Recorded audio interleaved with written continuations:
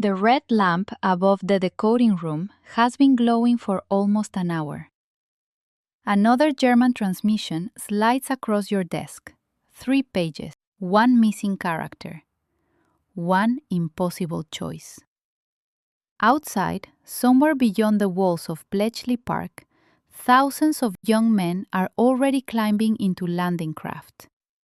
They believe tomorrow has already been decided. Your pencil freezes above the final line.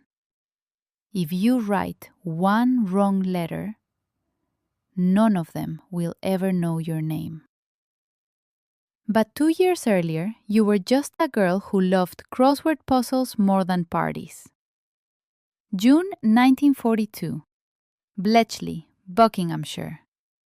You are 22 years. Every morning begins with the smell of tea before sunrise. Your mother insists the kettle sounds happier when it's full. Your younger brother Peter insists every newspaper puzzle is impossible until you quietly finish it before breakfast. How do you always know the answers? You never know how to explain it. You don't see words. You see patterns. Your father notices that before anyone else ever does. He fought in the last war. A piece of metal still rests somewhere inside his shoulder, and rainy mornings always make him move a little slower. He never speaks much about France, only once. While repairing the old kitchen clock, he says, without looking up, "Wars are rarely won by the loudest hands. Usually, they're won by the steadiest ones." He says nothing more. He doesn't have to. Those words stay somewhere in the back of your mind. Your family owns a small bookshop only a few streets from the railway station. You spend afternoons sorting newspapers, repairing cracked bindings, and arguing with Peter about whether detective stories are better than history books. Across the street, Eleanor Brooks is balancing on a ladder again. She paints signs for nearly every shop in town. Everyone tells her women shouldn't climb ladders. She smiles, ignores every one of them, and keeps climbing anyway. Last month, she convinced the town council to let her repaint the old war memorial instead of hiring someone from London, a fox wearing spectacles. No signature. She says surprises belong to strangers. Bemoska, on quiet evenings, she visits the bookshop carrying fresh bread from her aunt's bakery. You pretend the conversations are about novels. Everyone else knows better. Peter certainly does. Bemoska, when are you two finally getting married? You nearly drop an entire stack of books. Eleanor laughs so hard she has to sit down. Your father doesn't rescue you. He simply turns another page. Bemoska summer passes strangely. More uniforms appear at the railway station. Windows become darker at night. Children learn to recognize air raid sirens before multiplication tables. Pero people stop asking whether the war will last. They begin asking how much longer. You continue solving crossword puzzles from London newspapers. Patterns calm you. Patterns always make sense, unlike headlines. One rainy afternoon, an elderly customer notices you correcting a newspaper puzzle with impossible speed. He watches silently, then smiles. I've seen people like you before. People who don't read letters, they read what's hiding between them. A week later, a government poster appears outside the railway station. Your country needs minds, not just hands. Most people walk past. You read every line twice, then fold the image into memory. One evening, the family gathers for supper. The electricity flickers. Outside, another train whistles through town, carrying soldiers south. Nobody speaks until it disappears. Finally, Peter asks the question everyone avoided. Do you think people can help win a war without ever holding a rifle? Silence. Your father looks toward the window, then toward you for just a second. I know they can. The letter arrives while you're helping your mother count ration coupons. Nothing dramatic, no marching band, no officer at the door. Just a plain envelope with the king's crest. Your mother wipes flour from her hands before passing it to you. Your father already knows. You can see it in his eyes before the seal is broken. Inside are only a few lines. You are instructed to report to London for work of national importance. No occupation is listed. No destination beyond an address. No questions are to be asked. Peter reads over your shoulder. So, what will you do? I honestly don't know.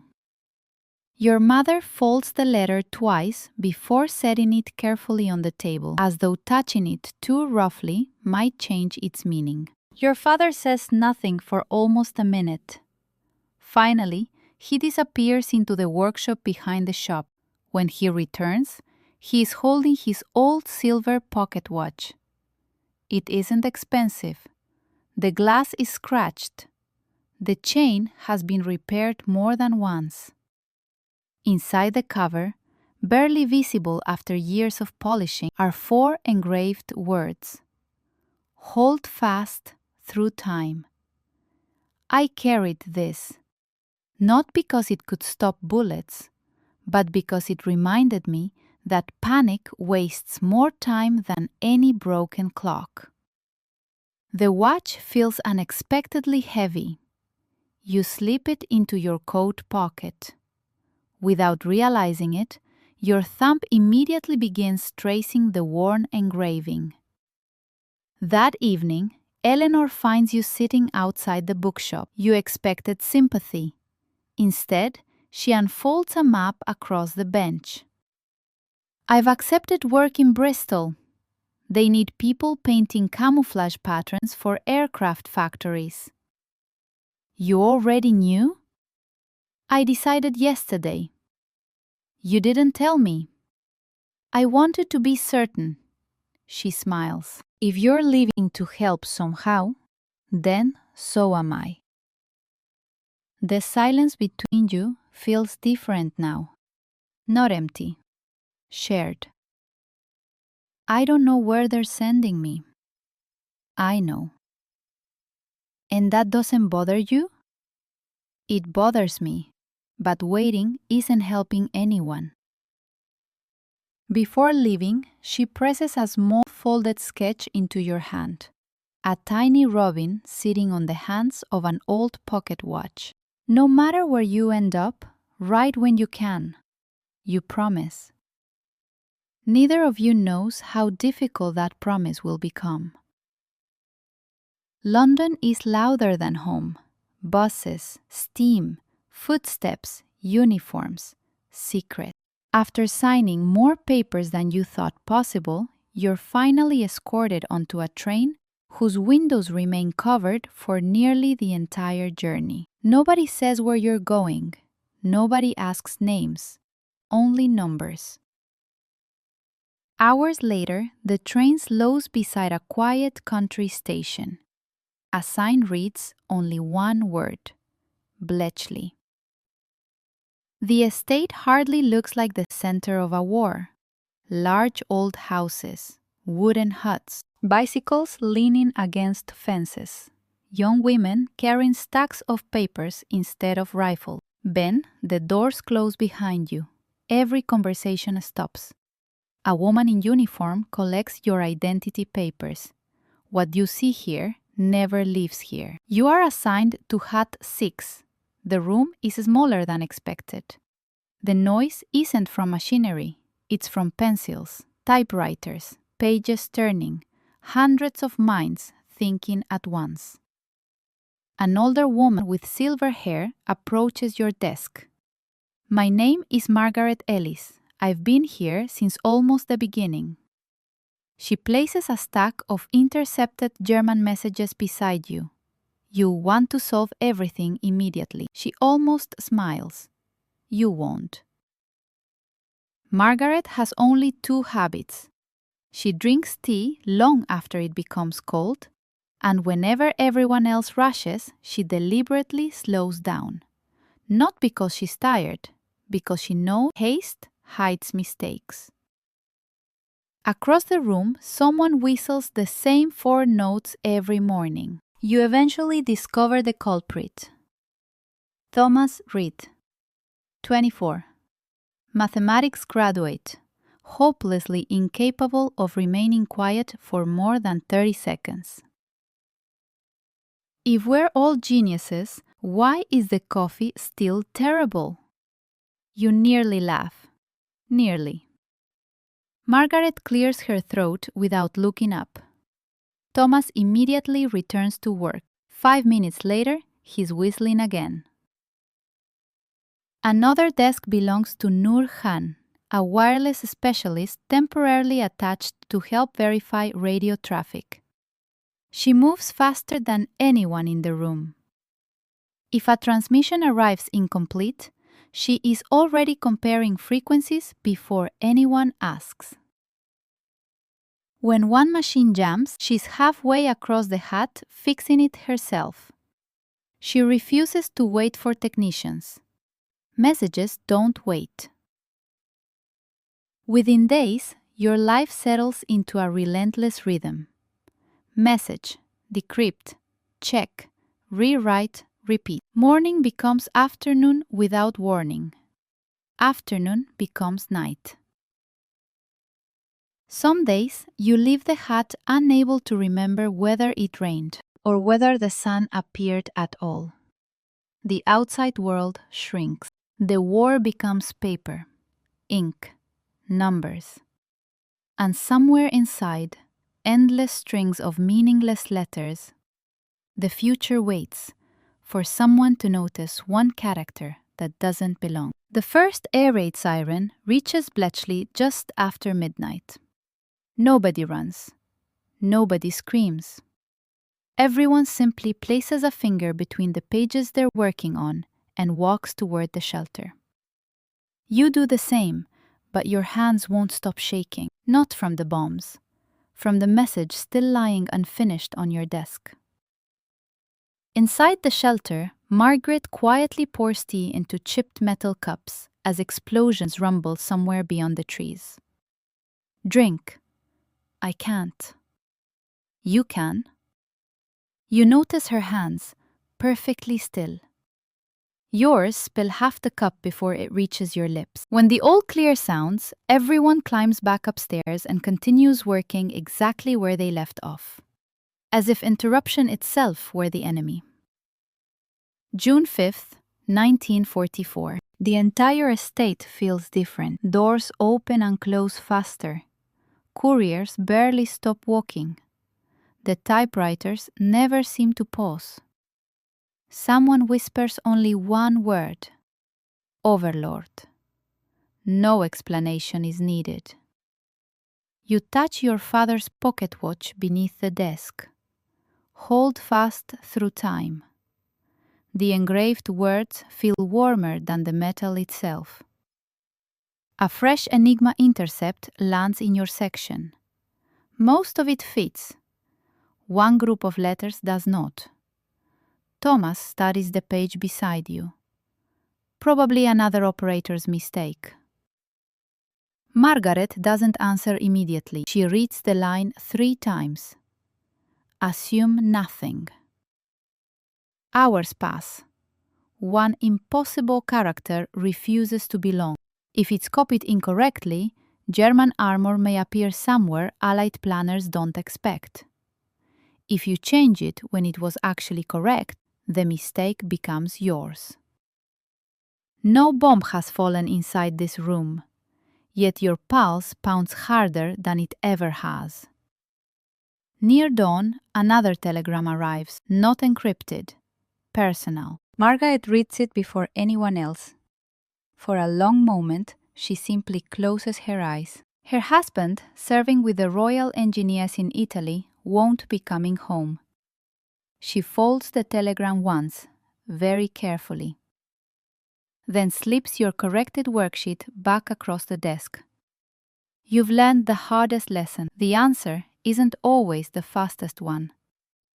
She gently places her cold teacup beside your papers. You'll need this more than I do now. Before leaving for a brief walk outside, she rests a hand on your shoulder. Finish it. Those are the last words she ever says to you. Minutes later, another wave of German aircraft crosses southern England. The bombing itself misses the huts, but shattered glass and falling debris strike several people outside the shelters. Margaret is among them.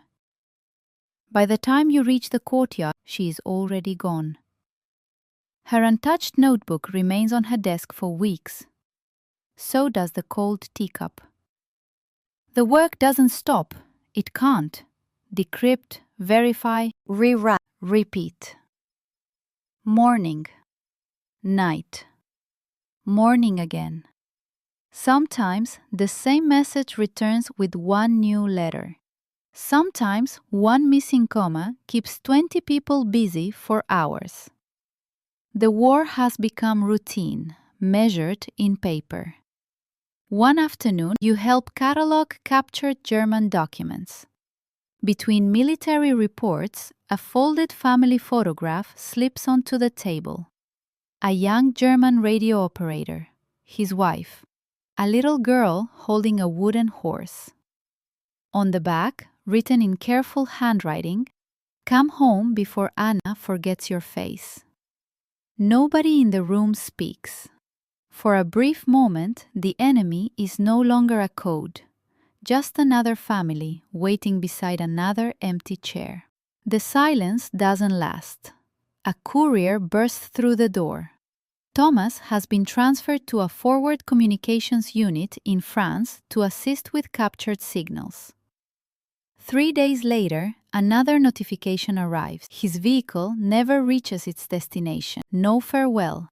No final joke about terrible coffee. His whistling simply disappears from Hut 6. Pero the room somehow feels louder without it. Meanwhile, you return to the unfinished transmission from the night before D-Day. One missing character, one final decision. The pencil hovers above the page. Exactly where this story began. Pero you write the final correction. The missing character wasn't a typo. It changed the destination of an armored reserve by dozens of kilometers. Pero the report leaves your desk before sunrise. No applause follows. No one even looks up. Another message is already waiting.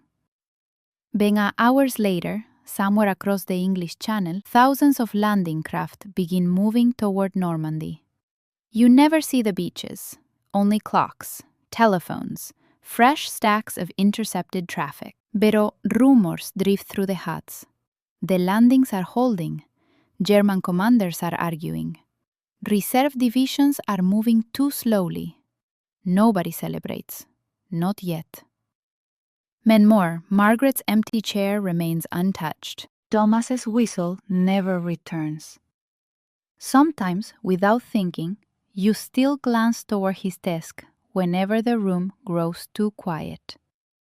2. You keep your father's watch in your pocket every day. Whenever uncertainty creeps in, your thumb finds the same 4 engraved words.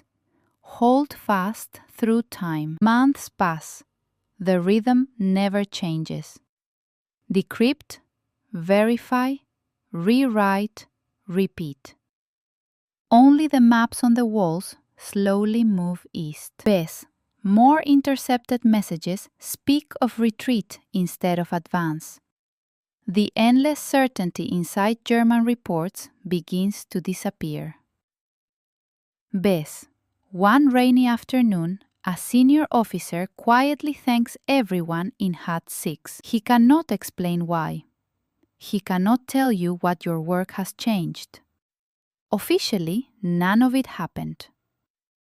Beth, the war ends long before anyone outside these walls learns your name. Even after victory, you sign more papers promising silence. Friends ask what you did during the war. I worked in an office, nothing more. Years pass. Your parents grow older. Peter becomes a school teacher who still loves impossible puzzles. Eleanor finally returns from Bristol with paint permanently trapped beneath her fingernails. She laughs when she notices you still carrying the old pocket watch. You actually kept it all this time. I never stopped needing it. Eleanor no longer paints cheerful shop signs. Instead, she restores damaged churches, memorials, and schools across Britain. I spent years covering things so enemy pilots couldn't see them. I think I'd rather help people see again. She reaches across the table and gently closes your hand around the watch. You don't have to keep proving you were useful. Just one sentence, nothing dramatic. Yet somehow it gives you permission to stop carrying the war into every quiet room. You marry a year later. The watch stays in your pocket on your wedding day. Nearly 50 years pass before the government finally allows much of Bletchley's story to be told. By then, your hair has turned silver. The old pocket watch barely ticks anymore. One autumn afternoon, your granddaughter sits beside you in the garden. She opens the watch and slowly traces the faded engraving. Did this help you win the war? You think for a long time, then shake your head. No, but you carried it every day. I did. Then what was it for? You smile. It reminded me that every decision belongs to a moment, and every moment belongs to someone else too. She nods without fully understanding. Children rarely do. You wind the watch one last time. Its quiet ticking sounds almost identical to the machines you once listened to through endless nights at Bletchley Park.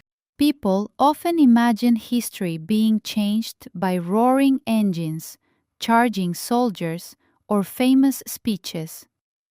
You know better. Sometimes history changes because one exhausted young woman refuses to guess and checks one more letter before the dawn.